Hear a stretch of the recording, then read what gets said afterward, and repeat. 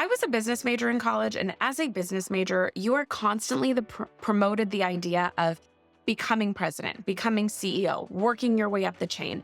And they talk to you all the time about getting stuck in middle management. You've probably heard that before too, whether a business major or not. Oh, those people got stuck in middle management.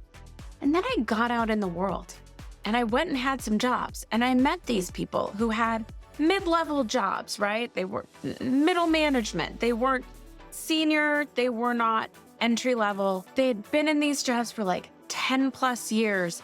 And I realized, oh, I don't need to pity these people. These are people who figured it out. These are people who went, you know what? I know what I'm doing. I can show up to work every day and enjoy my job. And it pays my bills and pays for my family's vacation. And I can still go to my kid's soccer game because I've earn some seniority and some trust, and this ain't that bad. And I realized this stuck in middle management can also be content and thriving in life. And I bring this up because recently I saw people talking again about, should you find a good enough job? And I went, oh, this is stuck in middle management. Let's discuss it. So let's talk about, should you be looking for a good enough job, what it is, and if it's right for you. Okay, so if we haven't met, my name is Cassandra. I'm a career strategist and speaker. I help people find jobs they love and then stay in jobs they love. So let's talk about a good enough job. I just said I help people find jobs they love. Is good enough a job you love? It can be. Because here's the overarching message, and I say this all the time. I mean, I have a course called Land a Job You Love, but to me, a job you love should fit into the life you want, not the other way around. We don't find a career and then try and build our lives around it and I'll make do with what I can get in other parts of my life. You need to be looking at, what do I want for my life and what sorts of roles fit in them. So that could mean a good enough job. So what is a good enough job? It's a job that you don't hate going to, that pays you enough to have a good life, right? You're not stressed about paying your bills at the end of the month, and you can take a family vacation. It's enough that you feel okay with where things are. You're not thinking about money. Maybe it's a job that allows you some freedom and flexibility to see your kid's soccer game or go to their ballet recital or meet your friends for dinner on a Thursday night and not be thinking about work the whole time. Probably a job you don't have to take home with you. You're not on Slack at 8 o'clock for, while in front of the TV, or at 6 in the morning checking when you wake up. Things like that. Oh, and it doesn't have a toxic boss. Now, for some of you, as I list that, you're like, wow, that sounds like a dream job to me. That doesn't seem like good enough. That's not settling in any way. That's still asking for a lot. But here's the thing. We actually often want all those things I just listed, and we want a job to fulfill us in every way possible. We want it to be our life's calling, be our life's mission, or fulfill all our needs, or we put a lot of our identity on that job. Not to mention, we often want all those things, and we want a salary that will make us rich, or a cool title, or a status symbol workplace, right? Ooh, I work at Google, or ooh, I work at Meta or Tesla, not, oh, I work at Mazda or Toyota. No shame, I own a Mazda and I love my Mazda. Or we want a job that is all about what we're passionate about. We feel like we're in our zone of genius every day. And honestly, when it's any of those things on top of that first list, that's when we're asking a lot. Because here's the thing, the reality is there is no such thing as a dream job. Dream jobs do not exist. I believe I made a whole other video about this. I know I put a statement in a newsletter. If you're not on my newsletter, get on it. Go get a freebie below and you'll be subscribed.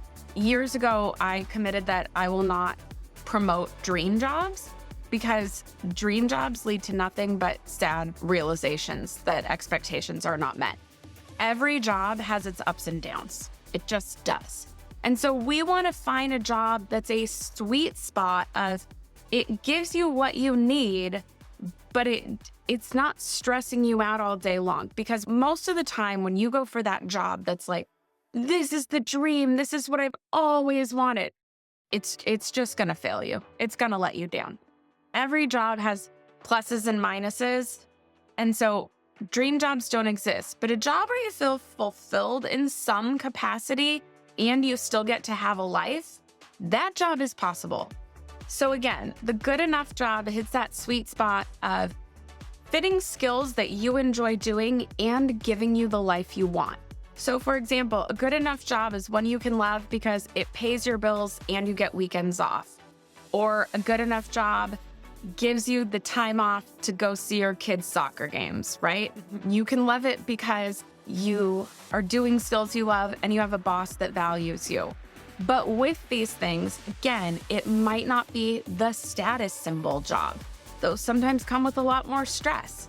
So there's some compromise in terms of like what the world may see. Again, getting stuck in middle management is what the world sees.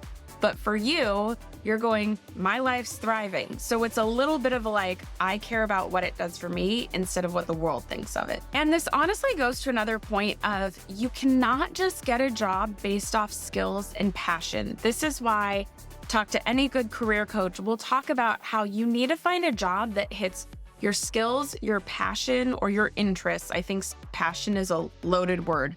Your skills, your interests, and your values. Because oftentimes when we only look at skills and interests, we end up in jobs that do not fit our life. So, for example, on paper, based off of my skills and my personality and my interests, I would make a great talent agent. I love meeting new people. I like helping people out. I love the idea of doing deals. I'm very interested in television and film. I like being, knowing what's going on in that sort of world. On paper, if you only look at my skills and interests, like I like conversing with people, I like meeting new people. If you only looked at those things, I would make a great talent agent. However, when I talk to talent agents, I learn that they get up and they make calls to their clients on the way to the office. And then they have a breakfast meeting, and then they have a coffee meeting. And then they go to the office and they read some contracts, and then they have a lunch meeting, and then they have a dinner meeting.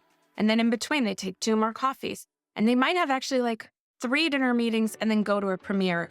And then they get up and do it again the next day. And that sounds fun to me for a day, but I want to have a life outside of my job. I personally don't want a lifestyle career. So it doesn't work for me. Well, on paper, the first 2 pieces look great. It doesn't work for me. Some people it does. You might be watching this right now and you're like, Cassandra, I want a lifestyle career. I want to be an agent. I would say to be a really thriving real estate agent, go look at Ryan Serhant. That's a lifestyle job. Like there are certain jobs that are lifestyle jobs. And for me, that's not it. And if you're a person looking for a good enough job, you're probably not a lifestyle person job. Neither one is better than the other. They're just different values. So that's why values have to be taken as part of the equation of finding a job you want.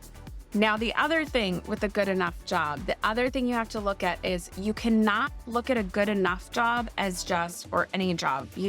People don't even think of this as good enough. This is why students become engineering majors in college, and they shouldn't be, is because they go, I just want a job that pays me a lot of money. Or you're saying, I want a job that pays well and I get time off. But if you hate the skills of that job, if you hate what you do for 40 hours a week, that's not a good enough job. We don't need to hate what we do every day.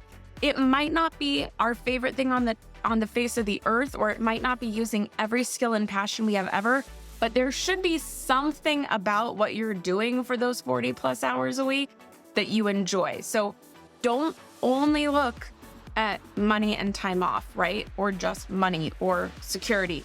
This is why so many students end up becoming engineering majors or computer science majors, because they go, oh, well, I would make a lot of money doing that sort of thing.